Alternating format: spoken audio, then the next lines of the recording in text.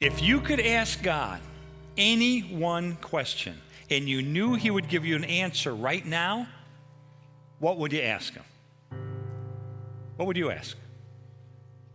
Well, it may not be surprising, but by far, the number one questions that Americans ask is, why does God allow pain and suffering in the world? Does that surprise you? Didn't surprise me. You know, if you've never asked the question, why is there suffering? Why is there pain in the world? The chances are you will when it strikes you full force, or it strikes a loved one full force. And you know what? It's going to come. It's going to come. Jesus was honest. Jesus said, you're going to have suffering. Jesus said this in John 16:33. He said, you will have suffering in this world. You will. But why? All I could do would be to look at you and give you a four-word answer. I do not know. I don't know. I don't know. I cannot stand in the shoes of God and give a complete answer to that question. I don't have the mind of God. I don't have the eyes of God. 1 Corinthians 13, verse 12 says, now we see things imperfectly, like puzzling reflections in a mirror. But then we will see everything with perfect clarity. All I know now is partial and incomplete. But then I will know everything completely, just as God now knows me completely. So if you ask me, why do individual events of pain and suffering happen? Friends, honestly, in this world, you may not get a full answer. And frankly, if you're going through something like that today, if you're going through an era of your life with a lot of suffering and a lot of pain, then the last thing you really need is some theological treatise on pain and suffering. Because no amount of words are going to be sufficient for you. It's always going to sound trite when you're in the middle of suffering. What you need is the very real presence of Jesus Christ in your life. But having said that, and this is equally important, even though we can't understand everything about why we suffer, there are some things that we can know. Even though suffering is not good, God can use it to accomplish good. Now, you might hear that and you say, well, no, wait a second.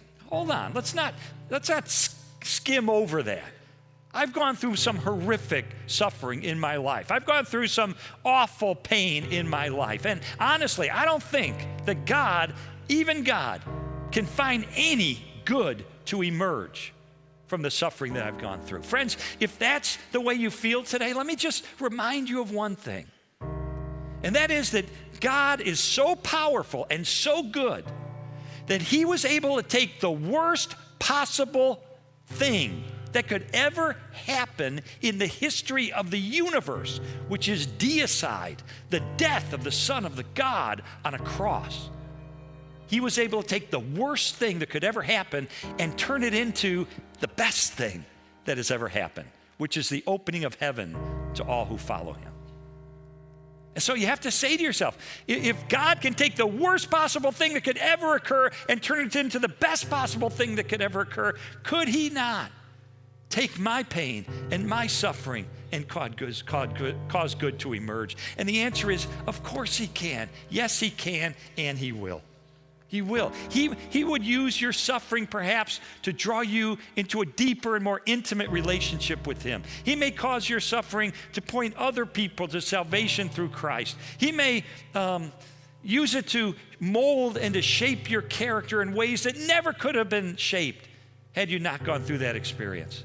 There are a myriad number of ways that God can and he will cause good to emerge from your suffering if you are committed to following him.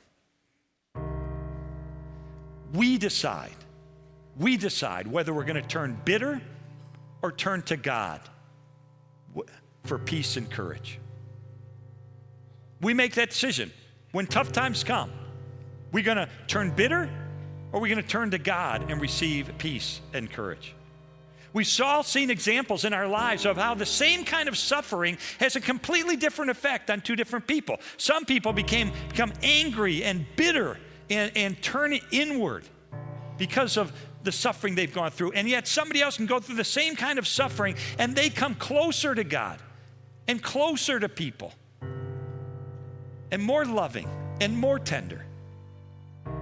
In other words, someone can lose a child to a drunk driver and turn inward with rage and bitterness for the rest of their life. But someone else has a child lost to a drunk driver, and they go out and they start Mothers Against Drunk Driving. One philosopher said this to me.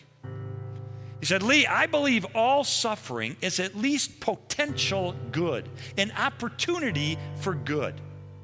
He said, it's up to our free choice to actualize that potential. He said, not all of us benefit from suffering and learn from it because it's up to us. It's up to our free will.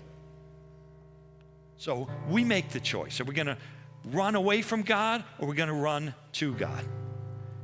So let me finish that quote that I started this message with, because I only quoted part of this verse, John 16:33. I want to put it into context now. The entire verse says this: I have told you these things so that in me you may have peace. You will have suffering in this world, but be courageous. I have conquered the world. In other words, he offers us in the midst of our suffering the two very things we need the most. He offers us peace for the present and courage for the future. How? Because he's conquered the world. Because through his own suffering and through his death, he has deprived the world of having ultimate power over you. Suffering does not have the last word anymore. Pain does not have the last word anymore. God has the last word. Jesus is the last word. You see, God's ultimate answer to suffering is not just an explanation, it is the incarnation. Suffering is a personal problem. Therefore, God sent a personal solution in Jesus Christ. God is not some distant and disinterested deity. He, through Jesus Christ, entered into our pain, entered into our suffering. And Psalm 34, verse 18 says this: the Lord is close to the brokenhearted, and he saves those who are crushed in spirit. This wise philosopher that I got to sit down with said this to me at a time in my life when I was going through some tough times. He said, Jesus is there in the lowest places of our lives. He said, are you broken? Jesus was broken like bread for you. Are you despised? Jesus was despised and rejected of men. You cry out that you can't take it anymore? Jesus was a man of sorrows and acquainted with grief. Did someone betray you? Jesus was sold out for 30 pieces of silver. Are your tenderest relationships broken? Jesus loved and he was rejected. Do people turn from you? Well, guess what? They hid their faces from him like he was a leper. Does he descend into your deepest hells? Yes, he does.